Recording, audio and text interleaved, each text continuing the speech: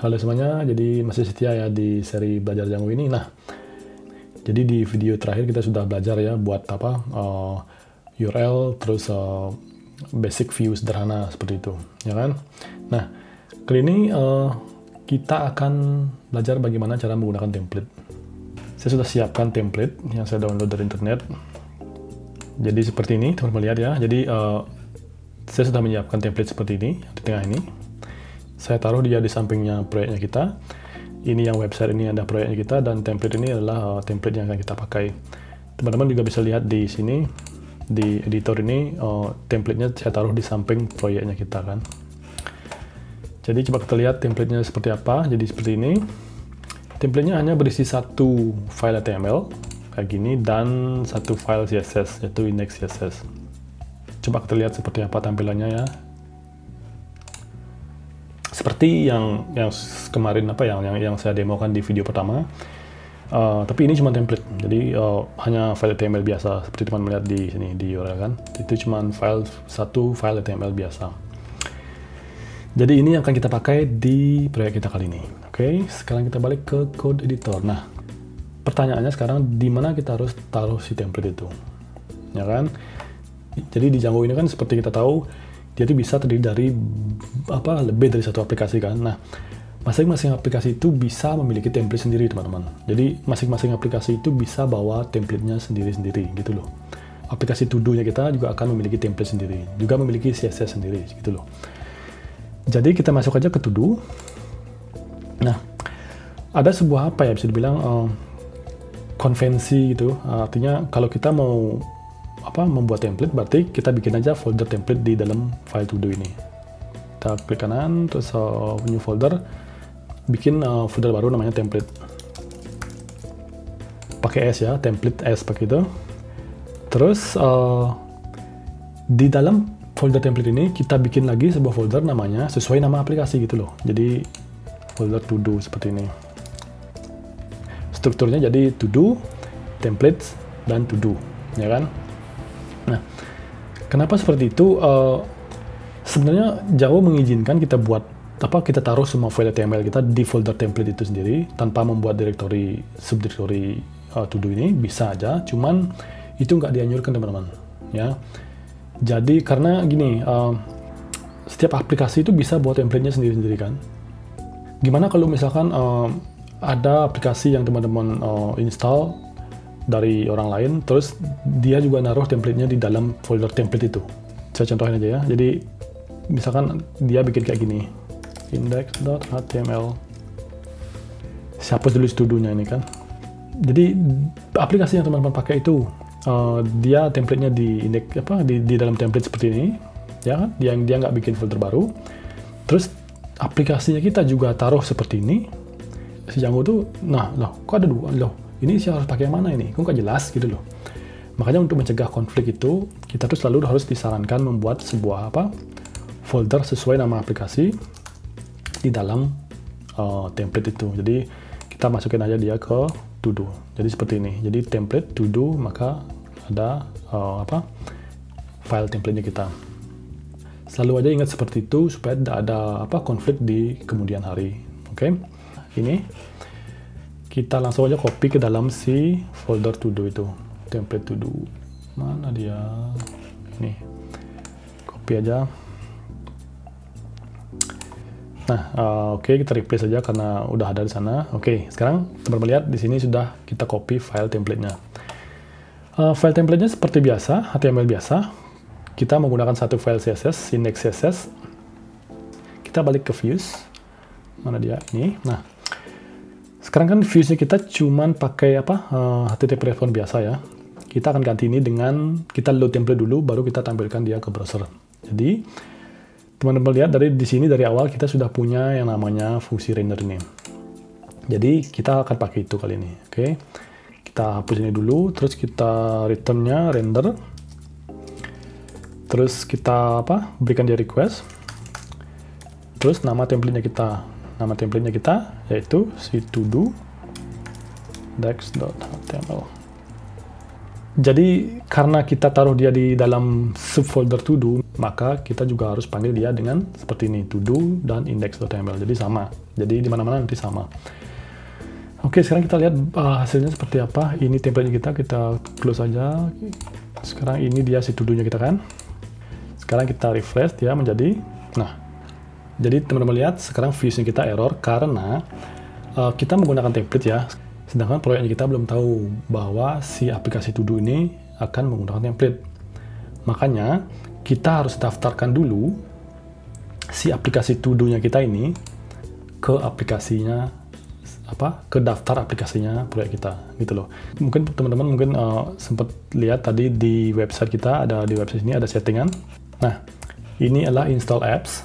Jadi semua aplikasi yang teman-teman akan pakai itu harus didaftarkan di sini gitu loh. Begitu juga dengan aplikasi to do-nya kita. Supaya si Django itu tahu bahwa kita punya template, ya. Sama juga nanti supaya si Django itu tahu bahwa kita punya model nanti, maka kita harus daftarkan dia aplikasinya kita dulu di install apps ini. Jadi nantinya di belakang itu si Django itu punya daftar. Oh, ini aplikasinya. Kalau dia minta template, berarti kita cari di folder ini gitu loh. Jadi mungkin dari awal seharusnya saya sebutkan bahwa setiap membuat aplikasi baru, teman-teman langsung aja daftarin di install apps ini. Dengan begitu, ketika teman-teman perlu memakai template, memakai model, nanti semuanya itu lancar, nggak ada masalah. Oke, nah tadi sekarang kita menemukan error gini karena kita belum mendaftarkannya, gitu loh. Oke, kita daftarin dulu. Sama, yaitu to do nama aplikasinya kita, ya kan? Terus di sini mana dia? To do. Terus ini ada apps, jadi ada apps. Terus di dalamnya apps itu ada to do config. Jadi gini caranya mendaftarkan aplikasinya kita. Dengan cara mendaftarkan to do config-nya kita. Jadi seperti ini. Sekarang aplikasi kita sudah terdaftar. Kita lihat coba hasilnya. Nah kan? Jadi si Django itu sekarang udah tahu, oh ada aplikasi baru daftar, dia minta template. Sekarang saya tahu di mana harus mengambilnya, gitu loh teman-teman. Template-nya kita sudah di load sama dia, tapi kok kacau gitu loh, maksudnya kayak tanpa desain gitu loh. Ya karena memang kita juga belum kita lihat dulu source code-nya ya, kita page source ini. Nah, jadi si template-nya kita perlu CSS ini. Jadi ketika si Django itu berusaha meload si file CSS ini belum ada gitu loh. Oke, kita close aja. Sekarang kita masuk ke topik yang namanya static file, oke? Untuk menampilkan CSS itu. Kalau template kita bikin namanya template pakai S. Sekarang untuk CSS, JavaScript, misalkan perlu image atau apa, kita bikin lagi folder baru namanya static, ya. Seperti ini. Di dalamnya sama bikin folder namanya to do sesuai nama aplikasi. Di dalamnya ini baru kita bisa menempatkan file statik kita. Jadi JavaScript, CSS, gambar apapun itu merupakan file statik teman ya. Jadi kita copy aja ke sana. Mudah-mudahan bisa dari sini langsung ya. Mana dia? Kita copy aja CSS ini langsung ke to do dalamnya. Copy folder. Nah, teman-teman lihat. Jadi to do static, to do lagi di dalamnya ada folder CSS. Di dalam CSS nih, teman-teman lihat cuman CSS biasa. Oke, itu langkah pertama. Langkah kedua adalah gimana kita mereferensikan si CSS itu dari template. Kita coba ke si settingannya website, paling bawah. Nah, kan ada static URL kan. Teman-teman lihat kan, ada static URL. Itu static, jadi /static/. Itu artinya, jadi untuk mengakses si CSS kita harus mulai dengan path itu, seperti ini teman-teman. Static, ya kan, static. Terus karena kita pakai si nama aplikasi to do, terus karena dia dalam file dia dalam folder CSS, terus index CSS, gitu. Terus kita lihat hasilnya. Gampang kan? Sekarang to do-nya kita sudah ada pakai template dan CSS-nya juga sudah di-load dengan baik. Sekarang kita balik ke template yang bagian ini. Bisa langsung ditulis static seperti ini. Nah, nanti gimana kalau Misalnya teman-teman pengen ganti misalkan apa ya, file, misalkan gitu. Terus kita coba refresh lagi. Nah, nggak ada lagi kan? Jadi kita harus balik ke template. Kita harus edit lagi file. Kita refresh lagi sekarang. Nah, baru dia mau kan? Nah, jadi untuk mencegah hal itu teman-teman ya, jadi si Django ini punya yang namanya template tags. Pertama kita balikin dulu dia static, seperti itu. Kita ini balikan juga static. Jadi kan gini aslinya kan. Jadi untuk mencegah ketika kita merubah si pad statiknya itu dengan dengan pad lain misalkan, supaya nggak kita harus balik ke template lagi terus mengedit semuanya. Ntar siapa tahu kan teman-teman load banyak CSS, JavaScript banyak kan, jadi kita harus mengganti semua itu kan. Nah, makanya si Django ini punya yang namanya template tag. Template tag itu kayak sebuah kode kecil yang kita bisa pakai di template gitu loh teman-teman ya. Jadi kita load dulu template tagnya, namanya static, load static itu. Jadi teman-teman bisa taruh nih di mana aja, mau di sini, mau di mau di atas sana, di mana aja bisa. Saya hanya taruh di sana aja karena kayak ada ruang kosong di sana. Jadi load static ini artinya load template tag dengan nama static gitu loh. Template tag static ini berfungsi untuk apa ya? Yaitu untuk mengatur static pad-nya. Jadi sekarang kita tinggal gunakan. Jadi seperti ini, static, terus pad CSS-nya kita. Gitu teman-teman. Hasilnya sama, nanti hasilnya sama. Jadi kita load dulu si static, terus kita referensikan si CSS-nya kita, file statiknya kita dengan sintaks seperti ini, static, terus si filenya kita, gitu loh. Oke, sekarang kita coba refresh, ya kan masih mau. Kita lihat source-nya. Teman-teman lihat kan, ini si static seperti ini.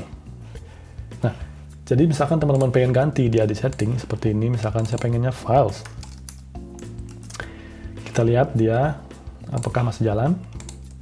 Ya masih jalan. Sekarang kita lihat source-nya, dia berubah gitu loh. Jadi terserah nanti teman-teman mau ganti si pad static ini mau jadi semacam apapun, nanti di template-nya nggak perlu diapa-apain gitu. Jadi itu untuk templates dan static file teman-teman. Oke, kita balikin aja ke standarnya, kita close ini template-nya. Nah seperti itu. Jadi seperti kita lihat semua, menggunakan template sama static file itu gampang sekali di Django, teman-teman ya. Sekarang kita lihat sini, ini yang kemarin. Nah, ini dia.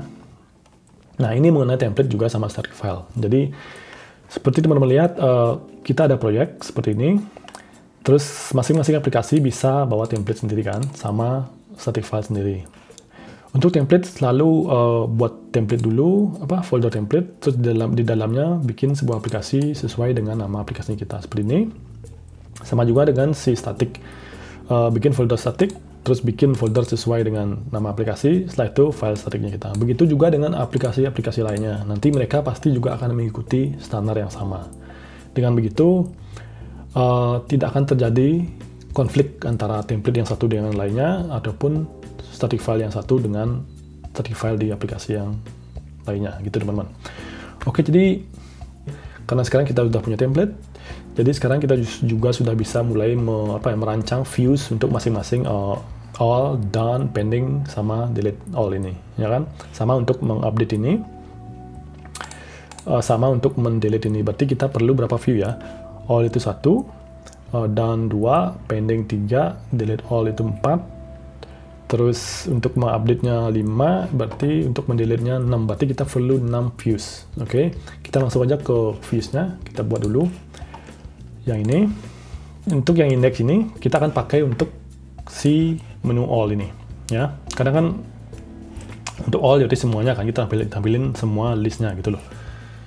Terus untuk yang done, kita bikin aja view done, dev done. Kita render aja template yang sama ya, karena kita cuma punya satu template kan. Jadi done seperti itu, terus kita copy aja nih biar cepet. Apalagi done, pending,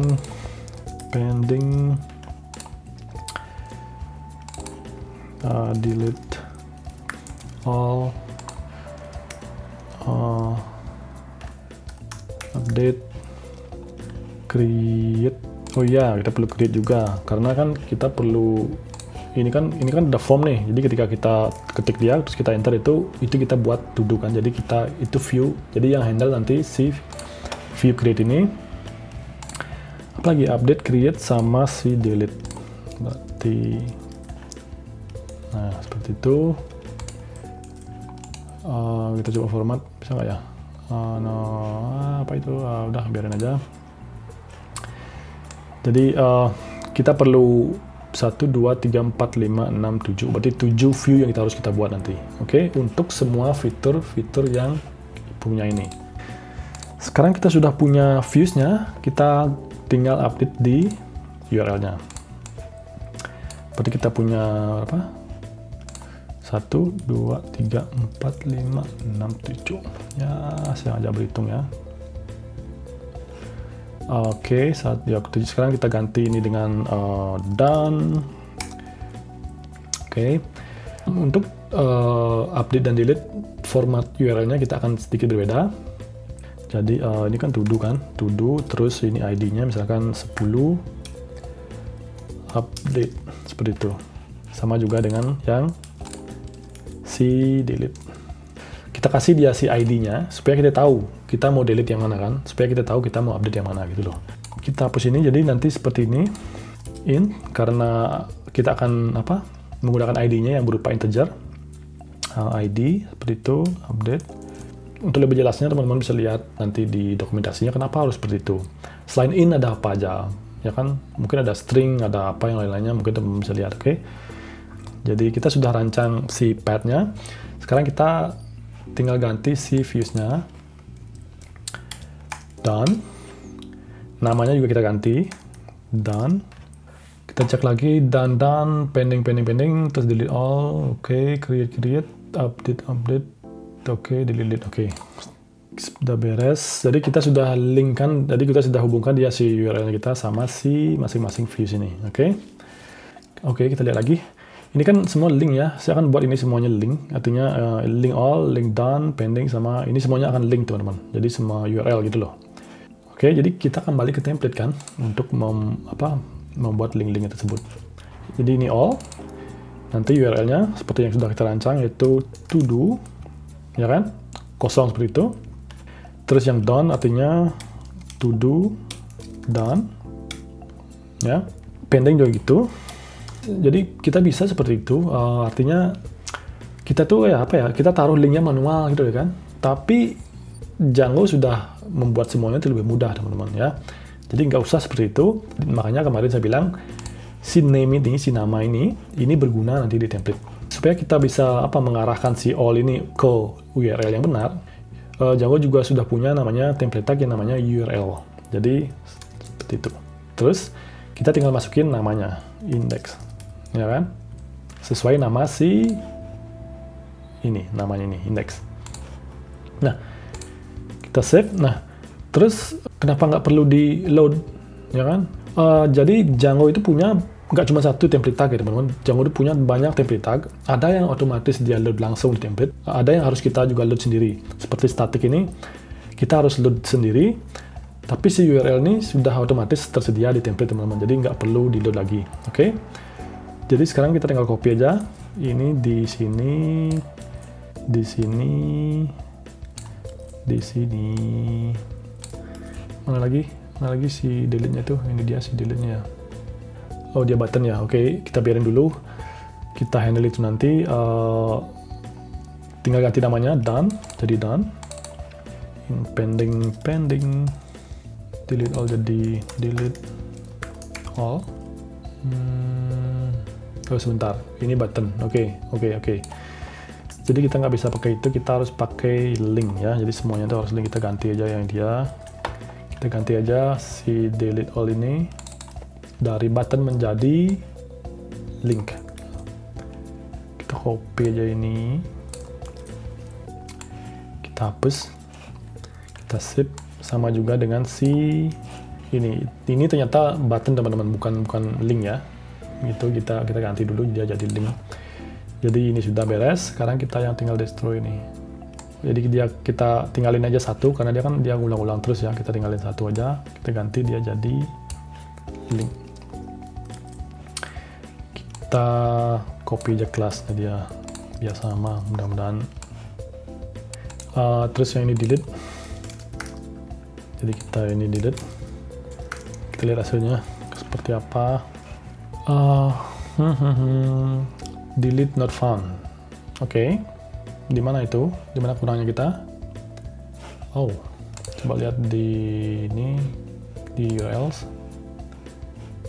Oke. Ya. Jadi teman-teman bisa lihat kan? Saya ada salah di sini. Kita save lagi. Apa lagi nih? Oh, oke. Jadi jadi URL kita kan si delete ya. Kita cuma panggil si namanya delete, ya kan? Sedangkan si polanya kita tuh dia tuh perlu ID, ya kan? Kita harus perlu ID sama untuk update sama delete. Sedangkan di sini saya cuma pakai delete aja.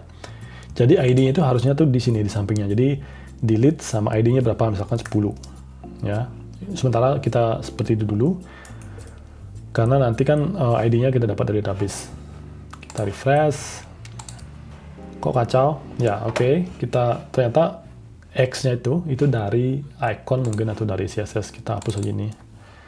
Tahu di hasilnya seperti apa, kita lihat dulu. Oke, biarin aja, nggak apa-apa. Itu kok yang di bawah ini kacau, kita benerin dia dulu. Ini apa yang kurang tadi?